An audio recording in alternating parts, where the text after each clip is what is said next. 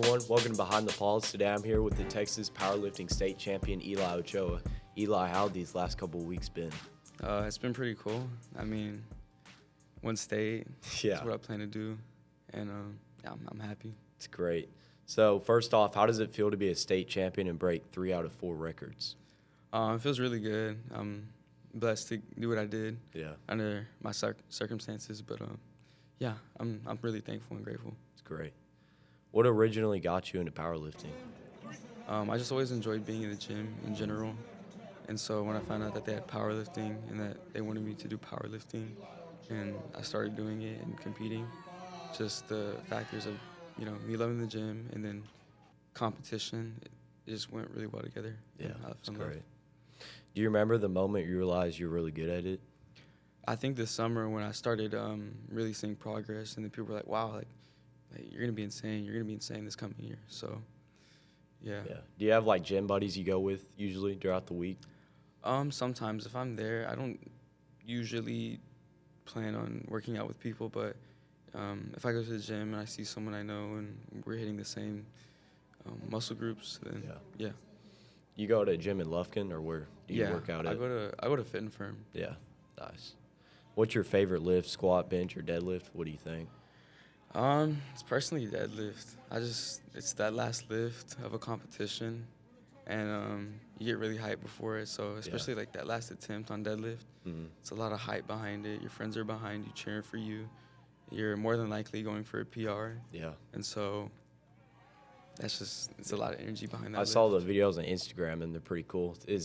Which ones did you break at state? Which were the lifts that you broke? I broke the bench record. I went for 395 after. Dang. And I thought it moved really good. I thought it was competition legal, but the judges didn't think so, and I got 2 red lights. Dang. But could have been a record. I think that was like 400, 395. It was one or the other. Yeah. And then the deadlift record, it was 540 originally, and I failed my opener. Dang. I was really nervous at that point. That probably made you feel terrible. Oh yeah, got me in my head bad. Yeah. And then I finally got my opener, 540, which broke the record. But then the kid who was behind me, second place, he hit 545, which broke my previous record. But then I showed it up by hitting 570, so it was all good. So how do you prepare mentally before a big competition? I know y'all have to do, you have to make your weight and stuff. How does that affect your going into it?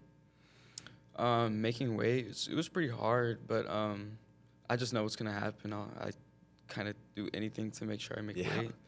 And it's really just a factor of making weight and then just getting focused. I don't try to get too into my head about things because you'll overthink things like, should I adjust my feet? Should I adjust my hips? Should I do this, that? And then you just get too much in your head. You just got to be ready. Just be in good spirits and be ready to lift. Yeah. What does a typical training week look like for you? It depends because preseason,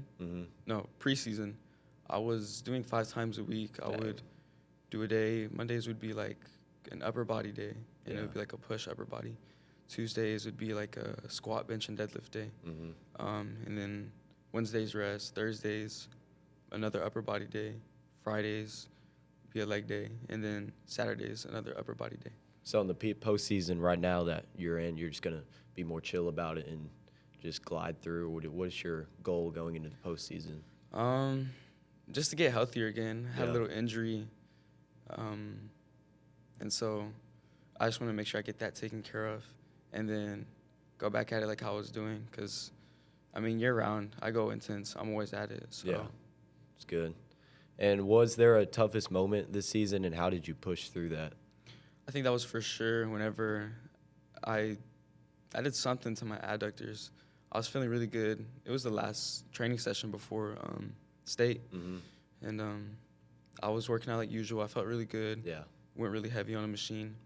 And then I fully extend my leg. Dang. And I hear and I felt like an electric jolt just go down my leg. And I was like, oh, I can't be good. And then at state, I didn't really feel it until I was warming up for deadlifts. And then it was hurting. Took a nap.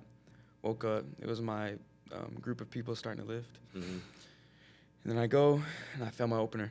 And then I got really in my head, like, wow, I'm really about to bomb out. I was leading by like probably 100 pounds up until then, and then yeah, I was on the brink of bombing out. But then I got my opener, and then I went up 30 and nuked that, and Rest I was is good. history. I was good.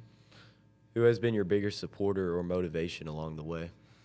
I don't know. I think there's been a lot of support, and I think that's what's helped me really go far and like love this sport. Like, there's people from Lufkin, there's people from like even like Mount Pleasant, Corsicana, people from the Valley. You know, it's just it's a lot of support, and that really like keeps me going. Yeah, for sure.